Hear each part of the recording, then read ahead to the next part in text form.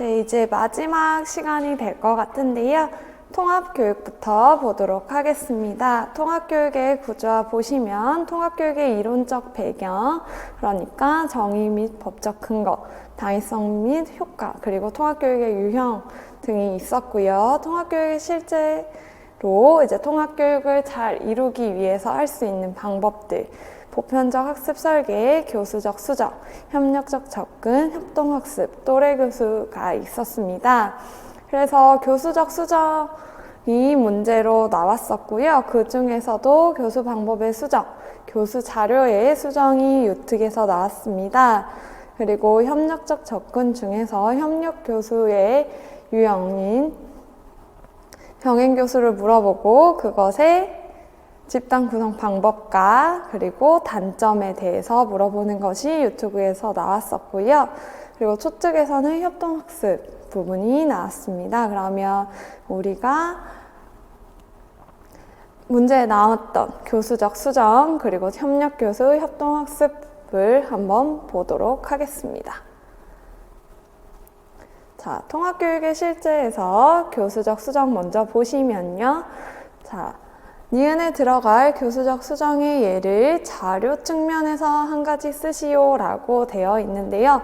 선생님들이 교수적 수정의 예를 쓰실 때 딱 정해 주신다면, 만약에 자료 수정을 하시오 라고 하면 선생님이 이 활동을 할 때 어떤 자료가 필요한지를 먼저 지문에서 찾으셔야 합니다. 그래서 이 교사 말을 한번 보시면 축구 코스에서는 아이들이 발로 미니 골대 안에 공을 넣도록 해요. 지수는 다리에 힘이 조금 부족하지만 워커로 이동할 수 있으니 이제 자료 수정을 해주자, 이런 내용이었습니다. 그러면 여기서 하는 활동은 미니 골대 안에 공을 넣는 활동이죠. 그럼 여기서 사용되는 자료는 무엇이 있을까요? 그렇죠. 골대가 있을 거고요. 미니 골대. 그리고 축구공이 있겠죠. 축구공이 있겠죠. 그럼 이 두 가지가 우리가 찾은 교수적 자료이기 때문에 선생님께서 예를 드실 때는 이 두 가지 중에 하나를 수정하는 전략을 쓰시면 되겠습니다. 그래서 예시는 선생님들이 생각해 보시면 되고, 이제 교수적 수정의 유형, 5가지 유형을 볼 건데요. 5가지 유형이 무엇이 있었는지 한번 인출해보고 지나가도록 하겠습니다. 교수 환경, 그리고 교수 집단화, 또 교수 방법이 있고요. 교수 내용도 있고요. 그리고 평가 방법, 이렇게 5가지가 있었지요. 그래서 각각을 보시면 교수 환경 같은 경우에는 우리가 물리적 환경을 수정할 수도 있고요. 심리, 사회적 환경을 수정할 수도 있었습니다. 그래서 환경을 수정하는 방법들에 대해서도 지금 예시들을 한 번 더 떠올려 보시고요. 교수 집단 수정은 여러 가지 집단 구성을 수정하는 것이었죠. 그래서 전체 학급 교수가 있을 수 있고, 협력교수 집단, 또래교수, 컴퓨터 보조교수 집단, 협력학습 집단, 보조교사 활용 등을 예시로 쓸 수 있겠습니다. 그리고 교수 내용 같은 경우에는 우리가 교육 내용 수정을 할 때는 일반 학생이 참여하는 학습 활동과 되도록 분리되지 않도록 해야 되고요. 그래서 수정 등급이 낮은 것부터 시도하는 것이 바람직합니다. 그래서 아무 수정이 없는 같은 과제, 같은 교수 목표, 같은 교수 자료에서부터 아예 다른 주제, 다른 과제, 다른 교수 자료를 사용하는 것까지 선생님들이 등급을 매겨보시고 제일 수정이 적은 것부터 시도해보는 것이 바람직하겠습니다. 자, 교수 방법 같은 경우에는 교수 활동, 교수 전략, 교수 자료 수정이 있었는데요. 이 3가지는 다 긴밀하게 연결이 돼 있고, 교수 방법을 수정한다고 했을 때 하나만 수정하는 것이 아니라 뭐 2-3개 같이 수정을 할 수도 있었습니다. 그래서 교수 활동 수정 같은 경우에는 주요 과제를 작은 과제로 나누어서 제시할 수 있고요. 과제를 활동 중심적으로 수정할 수도 있었고, 과제를 쉽게 또는 구체적으로 수정을 하거나 과제의 양을 줄이는 방법이 있었습니다. 교수 전략 같은 경우에는 한번 읽어보시면 될 것 같은데요. 교수 공학 및 보조공학을 사용하거나 행동 강화 전략, 그리고 정보 제시 및 반응 양식을 수정하거나, 그리고 주제 중심적, 활동 중심적, 경험적 수업 및 지역사회 중심의 수업 형태를 진행할 수도 있겠지요. 그래서 다양한 교수 전략 수정 방법도 있었다. 이런 방법들이 무엇이 있었는지 다들 체크하시고 넘어가시면 되겠습니다. 교수 자료 같은 경우에는 이제 일반 학급 안원과 똑같은 자료를 간단하게 수정해서 사용할 수도 있고요. 아니면 대안적인 교육 자료를 사용할 수도 있었습니다. 그리고 우리 마지막 평가 방법에는 평가를 하실 때는 아예 대안적인 평가를 하실 수도 있고요. 아니면 평가 방법을 좀 조정하는 방법, 이렇게 두 가지로 크게 나누어서 볼 수 있었고요. 문제로 나왔던 것들은 다면적 점수화와 항목 점수 체계가 있었습니다. 다면적 점수화라는 것은 능력, 노력, 성취와 같은 몇몇 영역에서 평가되고 점수를 받습니다. 그러니까 다양한 영역에서 평가하고 점수를 주는 것이고요. 항목 점수 체계는 이제 활동들 또는 과제들의 점수가 할당되고 그것을 학기말 점수로 더하는 것을 항목 점수 체계라고 하였습니다. 평가 조정에서는 환경, 도구, 방법을 각각 수정할 수 있었는데요. 환경 같은 경우에는 이제 공간과 시간을 수정하는 것을 이야기했고요. 평가 도구는 평가 자료나 아니면 보조 인력을 제공할 수 있었습니다. 그리고 평가 방법에서는 제시하는 방법을 수정하거나 응답하는 방법을 수정할 수 있었는데요. 이러한 수정들이 이루어질 때는 우리가 평가하고자 하는 목표, 그 목표를 평가하는데 문제가 없었어야 합니다. 그래서 예를 들어서 우리가 받아쓰기를 아이들에게 하는데 받아쓰기 할 때 아이가 잘 듣지 못해서 선생님이 글씨로 안내해준다면, 글자로 안내를 해준다면 그건 받아쓰기 목적과 너무 달라지는 방법이겠죠. 그래서 그런 것들을 고려하셔서 조정을 해야 된다라는 것이 있었습니다. 자, 그러면 두 번째로 협력교수 바로 볼 텐데요. 협력교수는 유특에서는 이제 평행교수, 병행교수가 나왔습니다. 평행교수는 어떻게 진행하는 것이었지요? 두 교사가 있고 두 교사가 한 학급을 반으로 나누어서 전체 집단을 두 집단으로 나누어서 수업을 하는 거였는데 동일한 내용을 가르치는 것을 이야기했습니다. 그래서 동일한 내용을 동일한 시간에 같이 가르치는 것을 평행교수라고 했고요. 이때 집단 구성은 어떻게 해야 되지요? 그렇죠. 각각의 집단, 그러니까 두 집단들끼리는 동일해야 됩니다. 수도 같아야 되고 크기도 같아야 되고 평균적인 성취 기준도 같아야 됩니다. 그렇지만 집단 내에서는 그 집단 내에서는 이질 집단으로 구성을 해야 되지요. 동일 집단이 아니라 이질적인 집단을 구성을 해야 되고요. 그리고 다양한 장점과 단점이 있었는데 여기 유특에서는 단점에 대해서 물어보았습니다. 단점 한번 보고 지나갈게요. 자, 나에서 박 교사와 김 교사 부분만 한번 보시면 되는데 이제 박 교사가 얘기한 것 중에 빨간 팀은 비닐을 깐 경사면에서 공이 더 늦게 내려오는 걸 확인했어요. 김 교사는 저희 파란 팀 친구들은 아직 모르겠다고 했어요. 라고 얘기를 했네요. 그러면 박 교사가 가르친 빨간 팀 같은 경우에는 학습 목표를 성취를 했고 파란 팀은 학습 목표를 성취를 못했어요. 이거와 관련된 단점은 무엇이었을까요? 평행교수의 단점.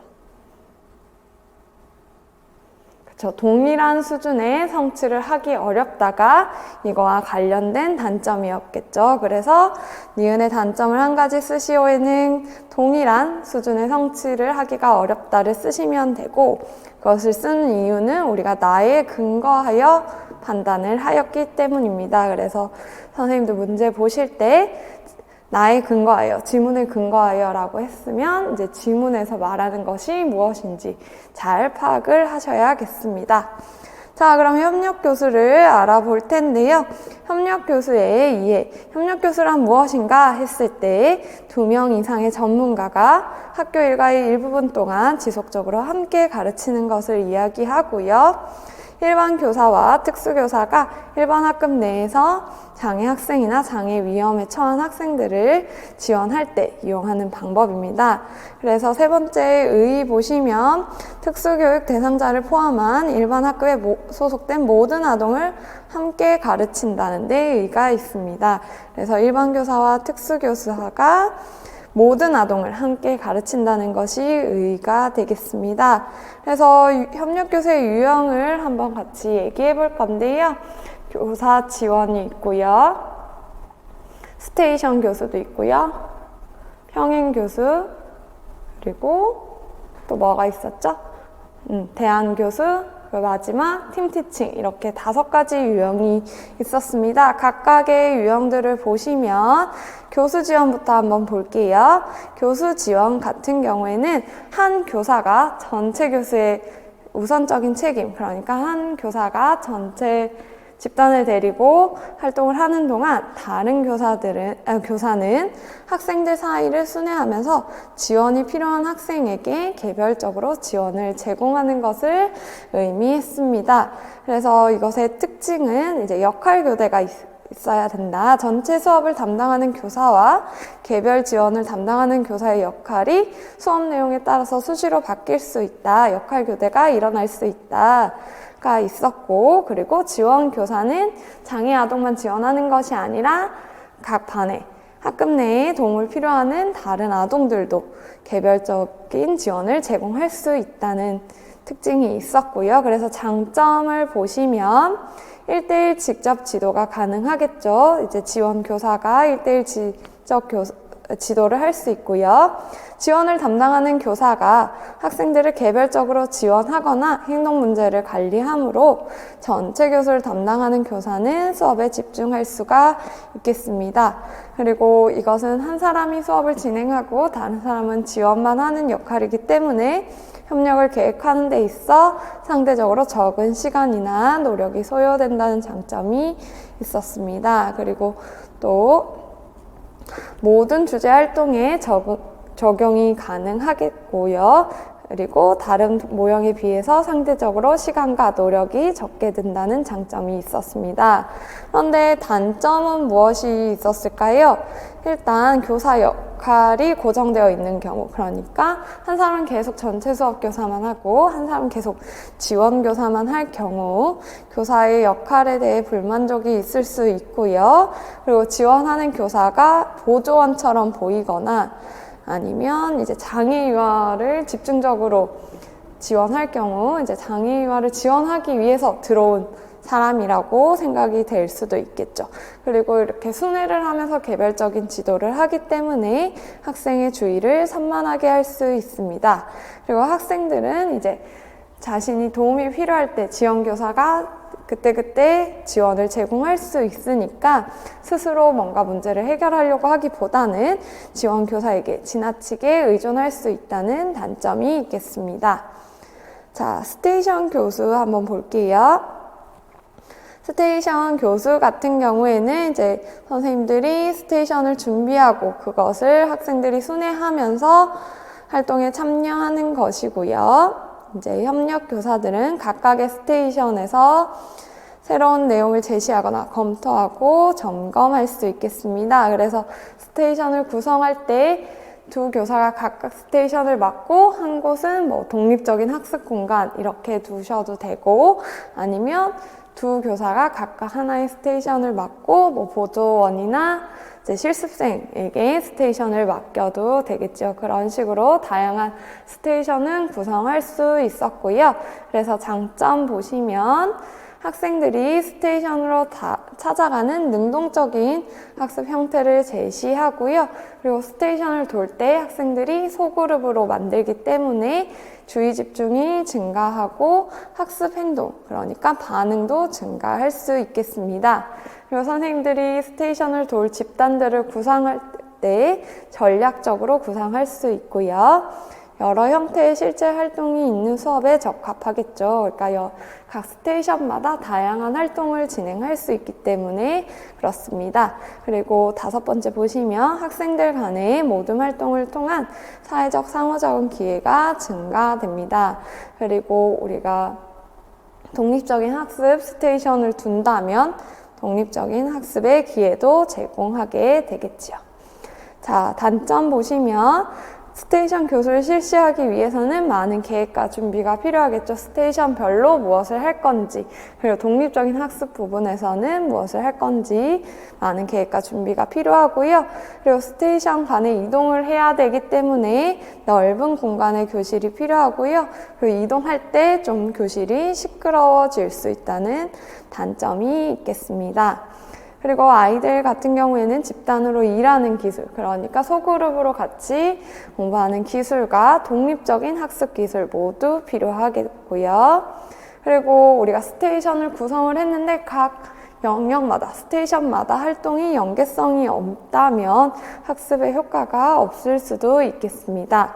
그리고 선생님들이 각각 스테이션에서 그 스테이션을 관리해야 되기 때문에 전체 교수 과정을 관리하고 감독하기가 어려울 수 있다는 단점이 있겠습니다.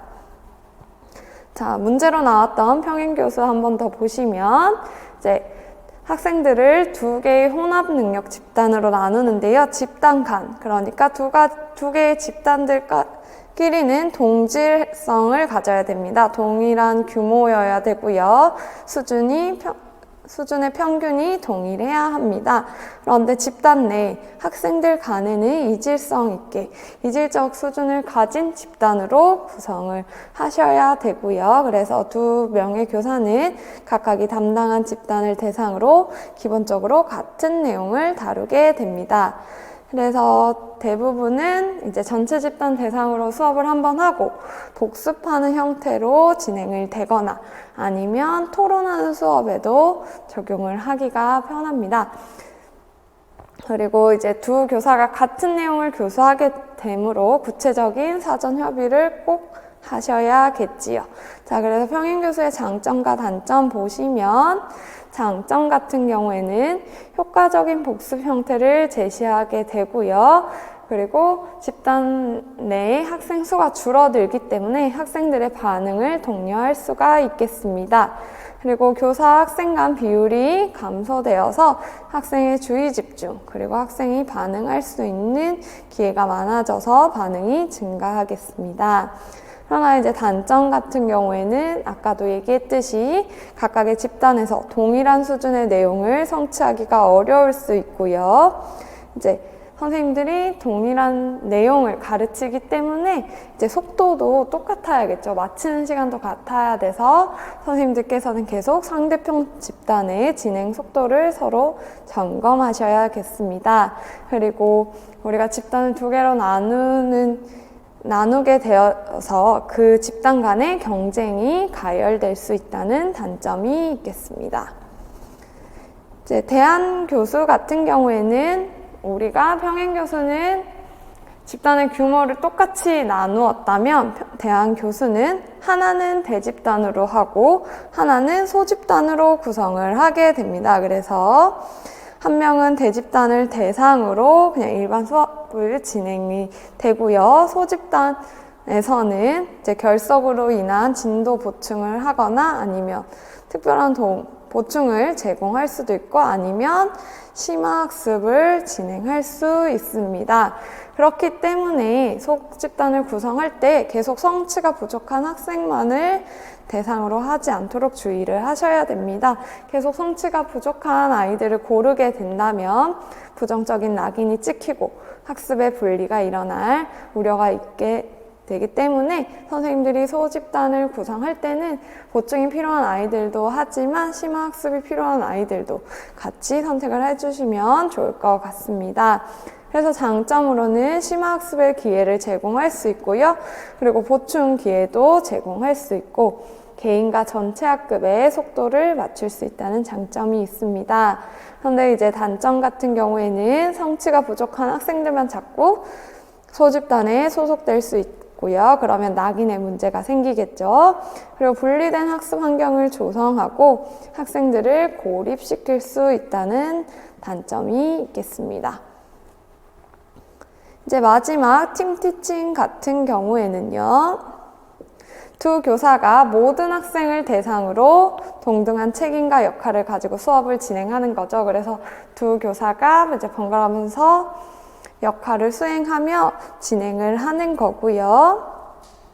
다양한 역할들을 함께 함으로써 학급 전체를 위한 교수 역할을 공유하게 됩니다. 그래서 이 팀티칭 같은 경우에는 상호 신뢰와 협력이 많이 요구되기 때문에 이제 많이 익숙해진, 협력 교수가 많이 익숙해진 교사들에게 권유가 되고 있습니다. 그래서 어떨 때 적용하는 것이 좋으냐면 두 교사의 경험이 서로 상호 보완적일 수 있을 때나 아니면 학습 목표가 상호작용 모델을 보여주는 것과 관련이 있을 때 하며 더 효과적이겠죠. 그리고 이제 장단점 보시면 역할과 교수 내용의 공유를 각각 할 수 있고요. 모니터링을 통해서 체계적인 관찰과 자료 수집이 가능합니다. 그래서 한 명이 교수를 하면서 관찰하는 것보다 두 사람이 같이 교수 관찰을 하면 체계적인 관찰, 자료 수집도 가능하게 되고요. 학업과 사회성에 있어서 적절한 도움을 구하는 행동의 모델을 보여줄 수 있겠죠. 선생님들이 서로 수업을 하면서 질문을 할 수도 있고 실제적으로 상호작용하는 것을 계속 보여주면서 모델링을 할 수 있겠죠. 그리고 개념, 어휘, 규칙 등을 보다 명확하게 지도할 수 있다는 장점도 있습니다.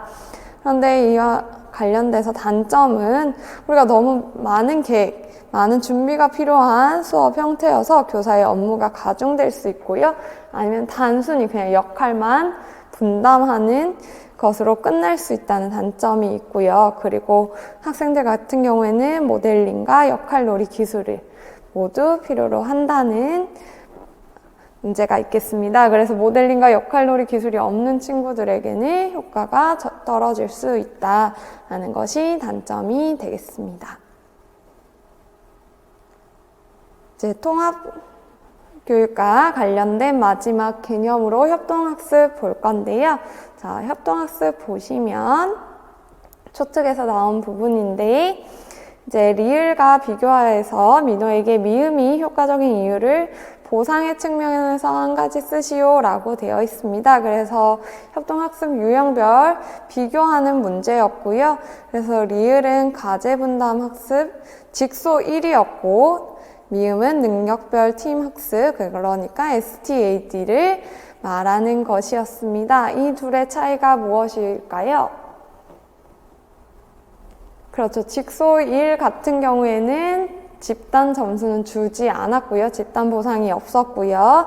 STAD는 집단 보상이 있었습니다. 그러면 성취 수준이 낮은 유아도 집단에 기여가 가능하기 때문에 이제 보상적인 측면에서 더 효과적인 부분을 쓸 수 있겠지요. 그래서 선생님들이 협동학습을 하실 때 세 가지 나누어서 한 번 더 보시면 좋을 것 같습니다. 개인이랑 집단 점수를 모두 제공하는 협동학습 유형이 무엇이 있는지, 그리고 개인 점수만 주는 건 무엇인지, 집단 점수만 주는 건 어떤 유형인지 구분을 하실 수 있으셔야 되고요.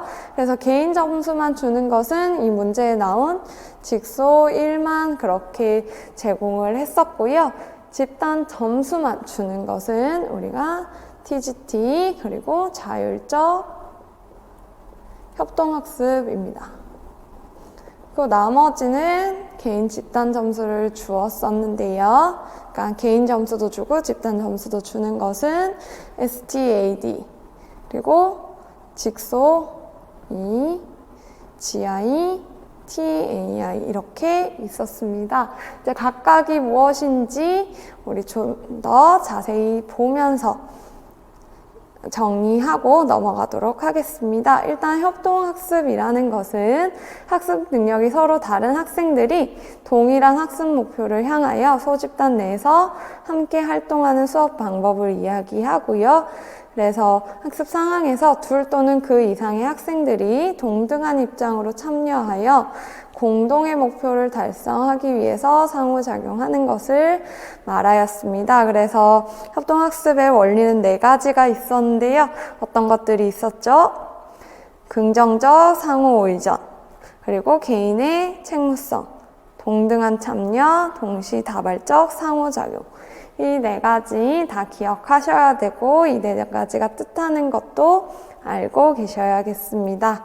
자, 그래서 우리가 협동학습을 실시할 때 기본적인 실시 절차는 목표 및 대상을 먼저 선정을 하고 그 다음에 팀 조직과 관련된 사항들을 결정해야 됩니다.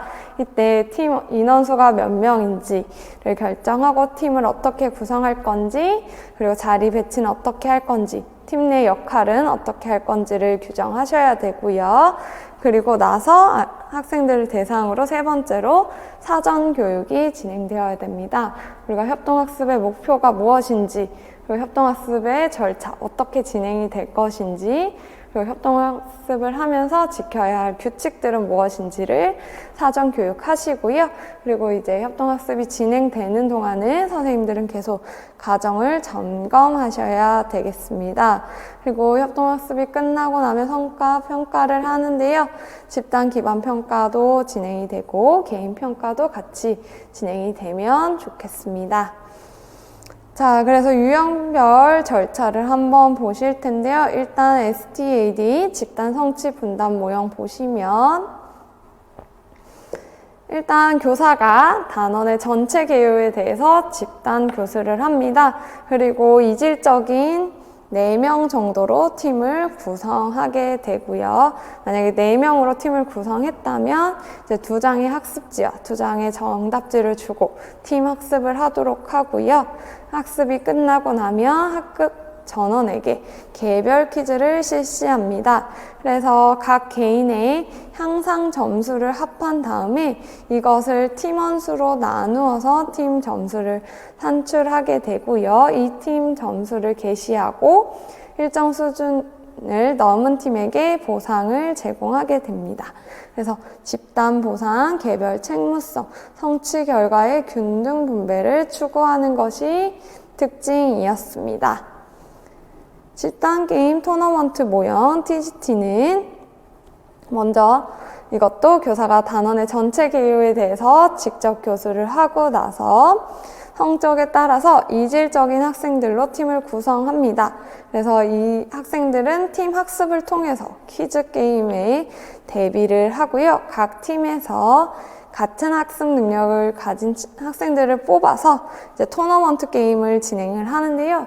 토너먼트 게임을 하는 이유는 이제 학습 흥미를 유발하기 위함이었죠. 그래서 토너먼트 게임을 진행을 하고 마침 문제수에 따라서 등위가 정해지고 등위에 따라서 점수가 부여되고 그 점수의 합이 팀 점수가 됩니다.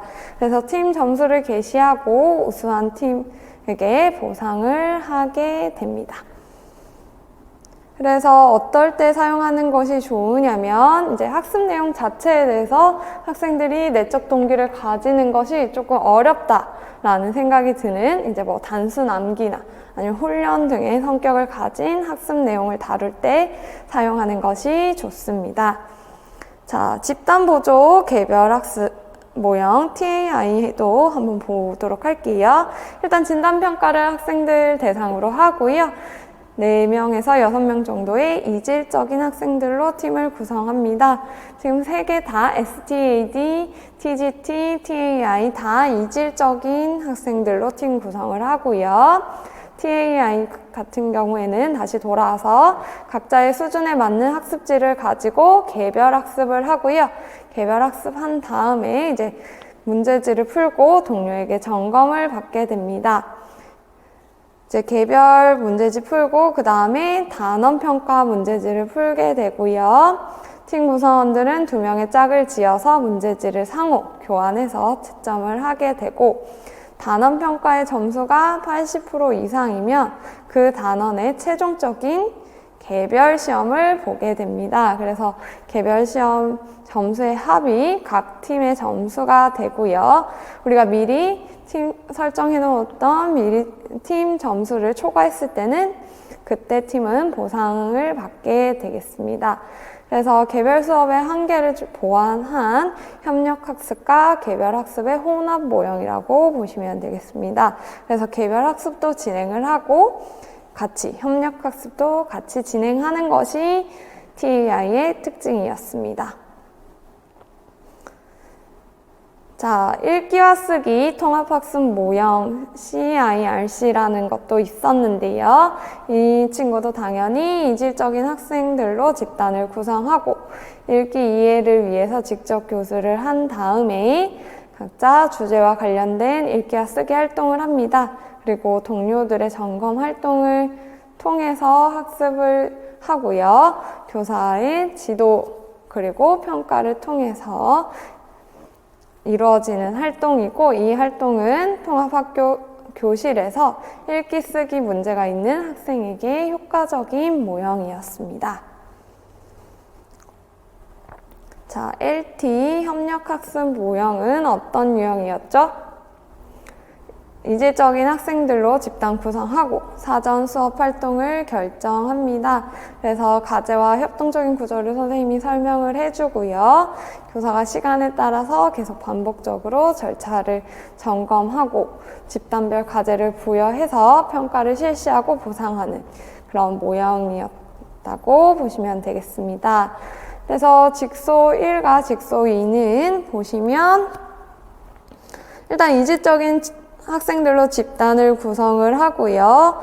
학습 과제를 이제 몇 개의 소주제로 나눈 다음에 학생들이 소주제를 분담하게 됩니다.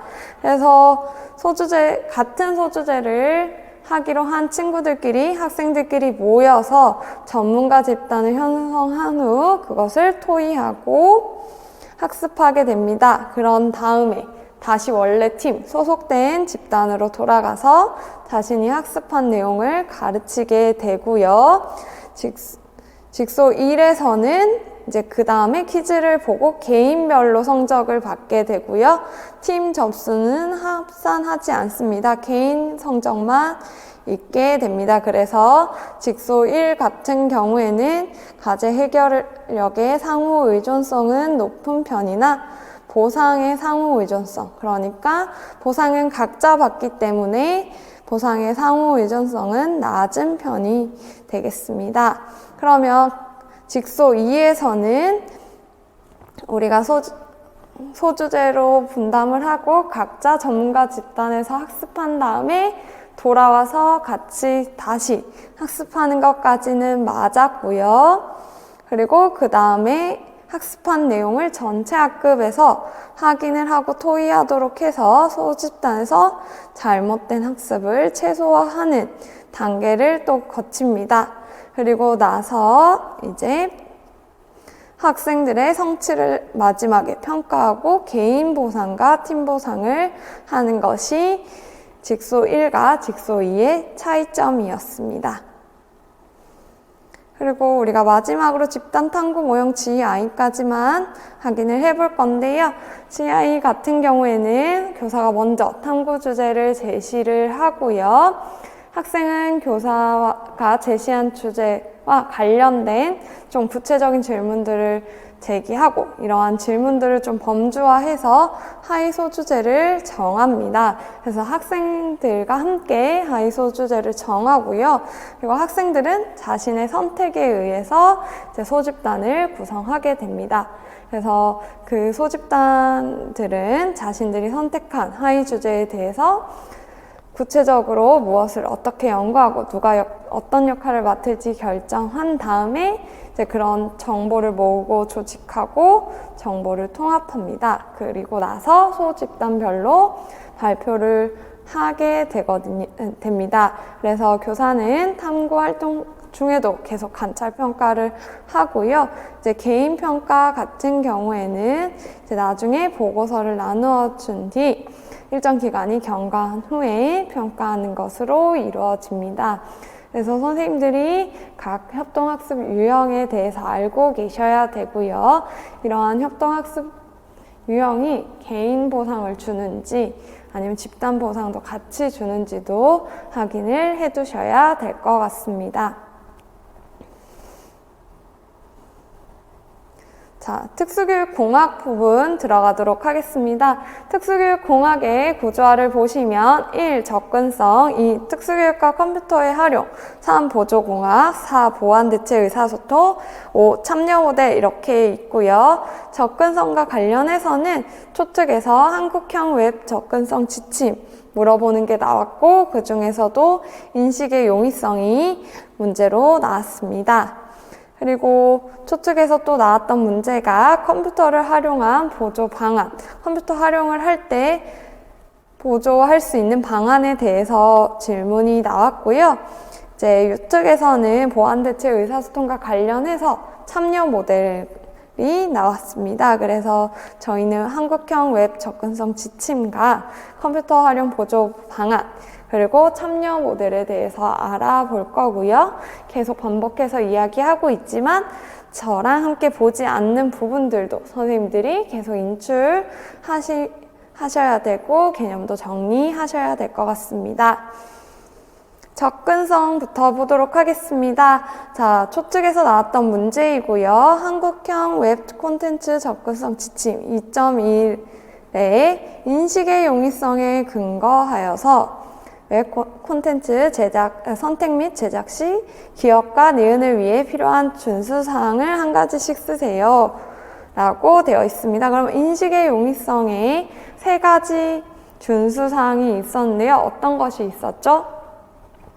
대체 텍스트, 그리고 멀티미디어 대체 콘텐츠, 그리고 명료성 이렇게 3가지가 있었습니다.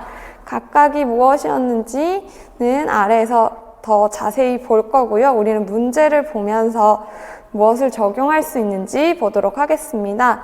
자, 일단 1번 기억을 보시면 화면 읽기 프로그램을 사용하는 시각장애 학생이 A를 활용하는 방법, 활용하기 위해서 어떤 준수사항이 있는지 보는 거였는데 A 보시면 이것은 글이 아니라 그림들이 있네요. 그러면 우리가 텍스트가 아닌 콘텐츠에는 대체 텍스트를 제공해야 한다는, 그쵸, 대체 텍스트를 준수해야겠죠. 그 부분을 쓰시는 거고요.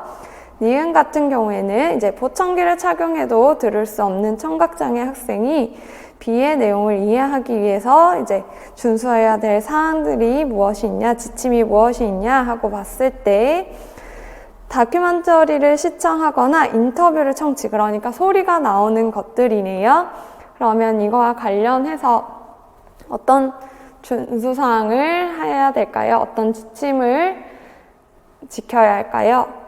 그렇죠. 멀티미디어 대체 콘텐츠, 그 부분을 지켜야 되는데 그것은 무엇이었냐면 동영상, 음성 등 멀티미디어 콘텐츠를 이해할 수 있도록 대체 콘텐츠를 제공해야 하는 것이 멀티미디어 대체 콘텐츠 지침이었습니다. 그래서 각각의 지침을 한번 알아볼 건데요.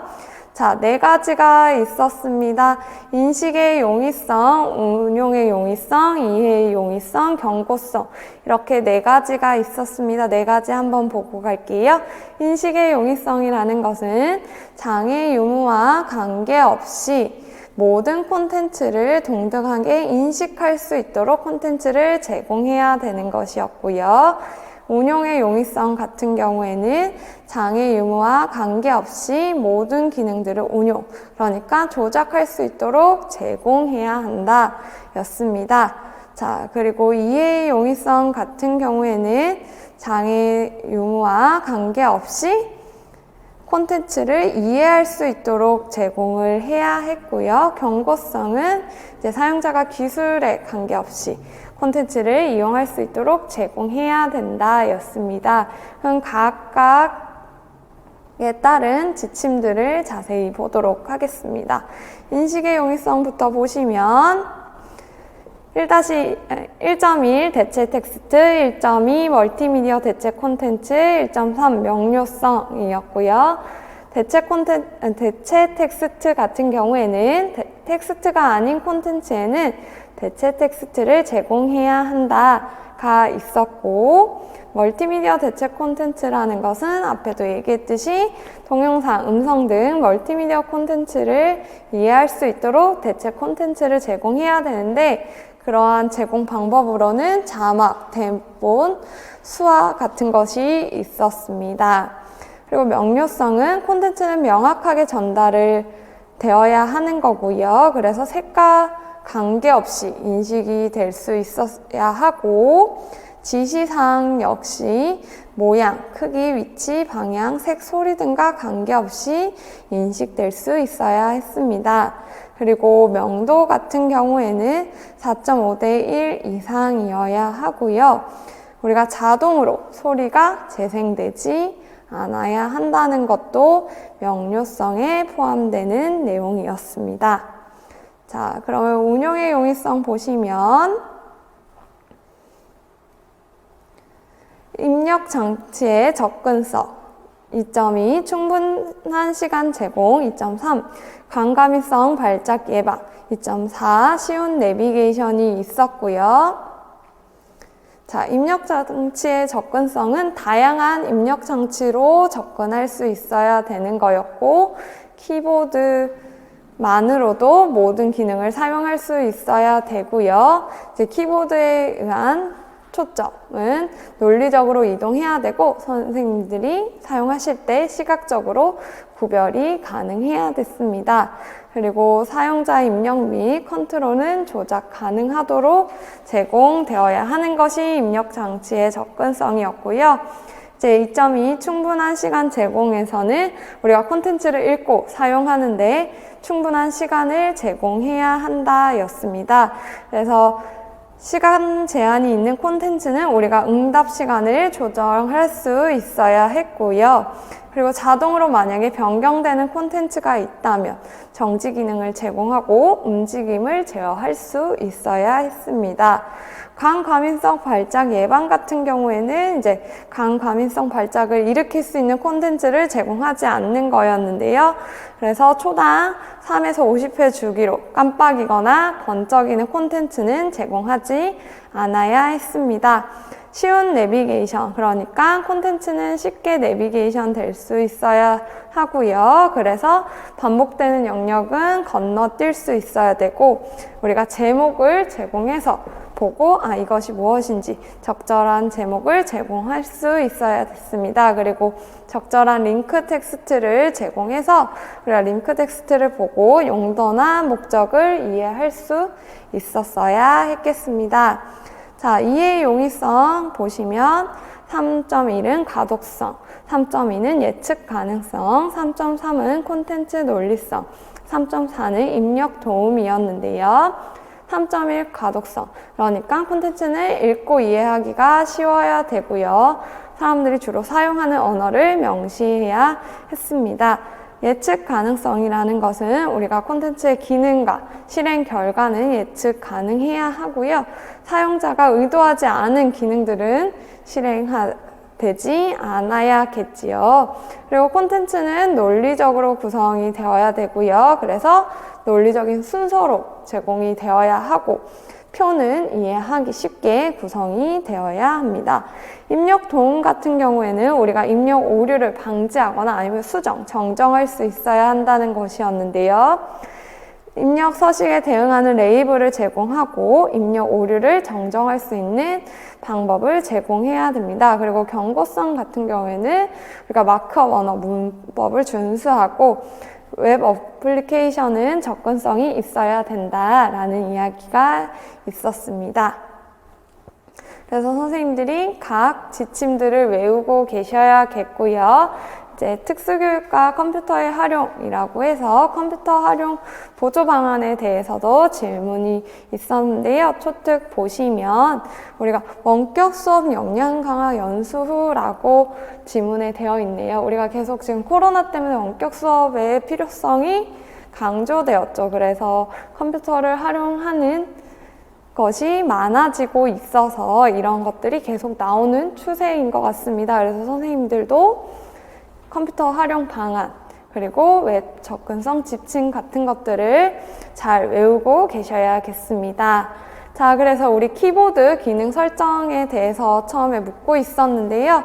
자, 위에 네모 먼저 보시면 디귿에서 동시에 두 개의 키를 누르기가 어려울 때 하나의 키를 미리 눌러놓는 상태로 만들어 놓는 기능을 하는 키가 있대요. 미리 눌러놓는 키, 이거 무슨 키였죠? 그쵸, 고정키를 설명하는 말이었습니다. 그래서 고정키라는 게 있었고요. 그리고 필터키라는 것도 같이 있었는데요. 필터키는 무엇이었죠? 우리가 여러 번 반복해서 누르거나 아니면 빠른 시간 내에 계속 반복해서 누르는 것은 자동적으로 이 아이가 무시해서 한 번만 입력할 수 있게 해주는 것이 필터 키였습니다. 그것을 묻는 것이었고요. 그리고 우리가 그런 키보드 관련된 것도 있었고, 소프트웨어랑 관련해서는 보시면 아이가 머리 제어 마우스를 사용하는데 키보드 사용이 어렵대요. 그래서 혼자 키보드 사용을 할 수 있는 방법이 무엇이 있을까요? 이렇게 물어봤더니 이제 소프트웨어적으로 해결하는 것이 좋을 것 같아 미음을 제안합니다. 컴퓨터 운영 체제에도 내장되어 있어 구동이 용이하고 그리고 다른 대체 마우스와도 같이 사용할 수 있습니다 라고 되어 있는데, 우리가 물리적인 키보드를 사용하기 어려운 경우 마우스를 사용해서 할 수 있는 키보드가 무엇이 있었지요? 그렇죠. 화면 키보드가 있었지요. 그것에 대해서 질문하는 것이었습니다. 자, 그래서 저는 윈도우에 내게 필요한 옵션과 소프트웨어 부분을 가지고 왔는데요. 초특에서 물어본 것은 고정키, 필터키, 토글키였고요. 키보드 말고도 우리가 내게 필요한 옵션에서 할 수 있는 것이 여러 가지가 있었습니다. 소리와 관련해서는 소리 탐지, 소리 표시가 있었는데 소리 탐지 같은 경우에는 시스템 신호음을 시각적으로 표시하는 것을 이야기했고요. 소리 표시는 프로그램에서 나오는 음성 또는 소리를 화면에 자막으로 표시하는 것을 이야기했습니다. 그래서 탐지는 신호음을 표현하는 거였고 표시는 프로그램에 나오는 음성, 소리를 자막으로 표시하는 것을 의미했습니다. 그리고 디스플레이에서는 우리가 고대비를 설정할 수 있었고 마우스 커서의 옵션도 할 수 있었습니다. 그리고 마우스 같은 경우에는 마우스에서는 우리가 키보드의 숫자 키패드로 마우스 포인터를 움직일 수 있도록 설정할 수 있었고요. 그리고 일반에서는 자동 재설정, 알림, 직렬키 장치, 관리 옵션 같은 것들이 있었고, 그리고 돋보기에서는 확대의 배율을 정할 수 있었고, 마우스의 커서, 키보드 포커스, 텍스트 편집을 추적하도록 선택할 수 있었습니다. 그리고 표시 부분에서는 색 반전, 최소화 상태로 시작, 돋보기 표시 이런 것들을 선택할 수 있었습니다. 그래서 선생님들 한번 읽어보시고 내가 필요한 기능이 어디서 선택을 할 수 있는지도 알아두시면 될 것 같습니다. 그래서 소프트웨어 같은 경우에는 대표적인 게 3가지가 있었는데요. 단어 예측 예견 프로그램, 이것은 선생님들 많이 핸드폰에서도 사용하실 텐데 이제 사용자가 화면상에 나타난 단어 목록에서 원하는 단어를 선택해서 문장을 완성할 수 있게 하는 프로그램이고요. 화면 키보드는 아까 문제에서 나온 것처럼 마우스나 대체 마우스로 클릭해서 자판을 사용할 수 있고, 이것은 컴퓨터 화면 위에 이미지를 적용해서 화면에서 키보드 대리 실행 기능을 사용할 수 있도록 하는 겁니다. 그래서 예를 들어서 선생님 잘 알고 계시겠지만 아이패드에서 이렇게 키보드가 뜨는 것이 화면 키보드 형식이겠죠. 그리고 음성 인식 시스템은 우리가 말을 해서 컴퓨터를 작동하거나 아니면 문자를 입력하는 것들을 이야기합니다. 자, 그리고 이제 마지막 참여 모델 볼 건데요. 참여 모델은 보안 대체 의사소통과 관련된 거였고요. 우리 문제 말고 개념 먼저 보고 그 다음에 문제로 적용해 보도록 하겠습니다. 참여 모델은 보안 대체 의사소통 체계를 사용할 개인과 동일한 생활 연령대의 일반 또래들의 기능적 참여 욕구를 기반으로 보안 대체 의사소통 체계의 사용을 진단하고 중재를 계획하는 모델이었습니다.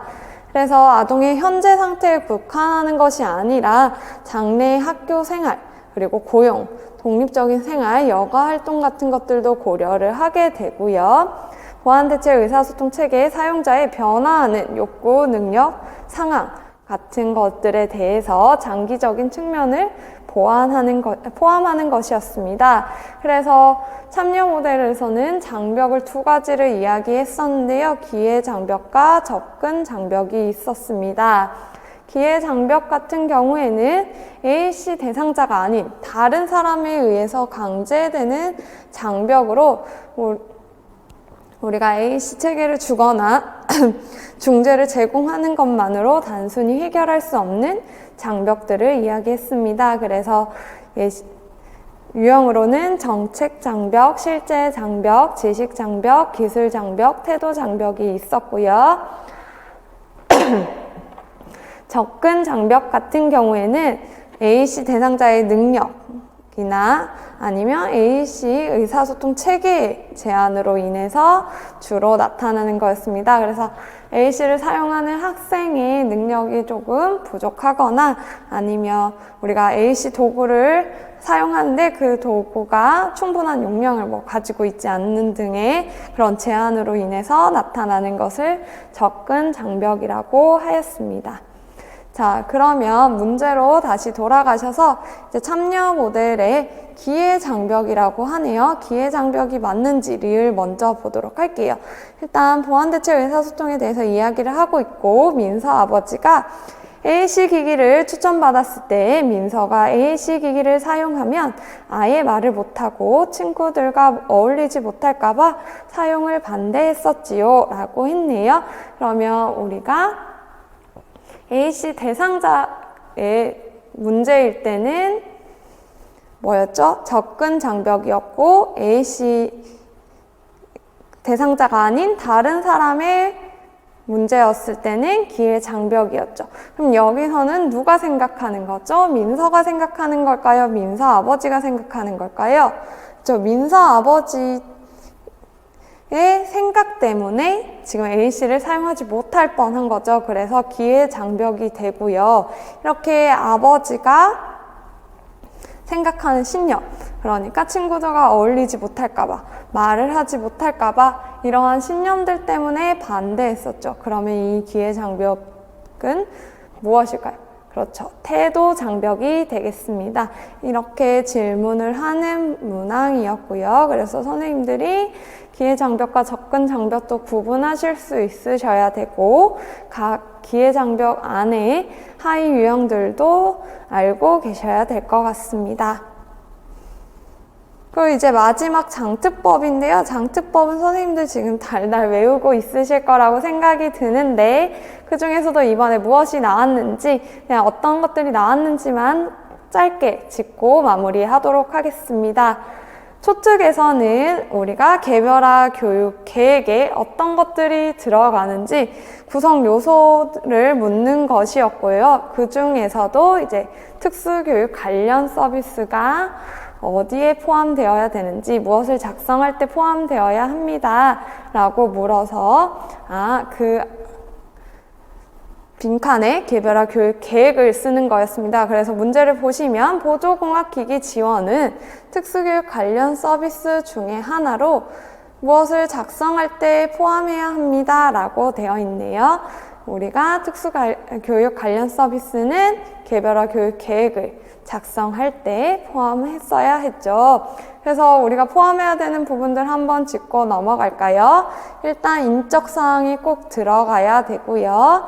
특별한 교육 지원이 필요한 영역에 현재 학습 수행 수준, 교육 목표, 교육 내용, 교육 방법, 평가 계획 및 제공할 특수교육 관련 서비스의 내용과 방법 이렇게 포함이 되어야겠습니다. 이거와 추가로 꼭 여기서는 말을 안 하고 있지만 전환 계획도 만약에 있으시면 포함을 해주시면 좋겠죠. 자, 그리고 유특에서는 우리가 진단평가, 조기 발견과 특수교육 대상자 선정에 대해서 법이 나왔었는데요. 그래서 14조, 15조가 나왔고요. 이제 장애를 가지고 있다고 의심되는 영유아 및 학생을 발견한 때에는 교육장 또는 교육감에게 진단평가를 의뢰해야 한다. 이 문구를 알고 있어야 쓸 수 있는 답이 있었고, 그리고 우리가 특수교육 대상자로 선정하는 기관은 어디였는지 쓰는 거였는데, 우리가 15조 법을 보시면 고등학교 가정은 교육감이 시도특수교육운영위원회의 심사를 거쳐, 그리고 중학교 가정 이하의 각급 학교는 교육장이 시군구 특수교육운영위원회의 심사를 거쳐 결정하기로 했었죠. 그래서 유특에서 나온 문제이기 때문에 이제 중학교 가정 이하의 학교여서 시군구 특수교육운영위원회라고 쓰는 것이 답이었습니다. 그래서 선생님들 장특법 같은 경우에는 이제 마지막 인출 시기이니까 선생님들이 보시면서 중요한 구성 요소라든지 아니면 심사를 하는 위원회, 그리고 그런 기관들, 아니면 교육감, 각각 학교의 장이 무엇을 책임져야 하는지 그런 위주로 한 번 더 확인을 해보시면 될 것 같습니다. 자, 이렇게 해서 이제 학습자가 알려주는 중등특수교육 임용특강 파이널 TV 마무리를 지을 거고요. 선생님들이 이제 며칠 안 남은 시간 동안 조금 더 힘을 내셔서 마무리까지 잘 완주하시길 바랍니다. 감사합니다.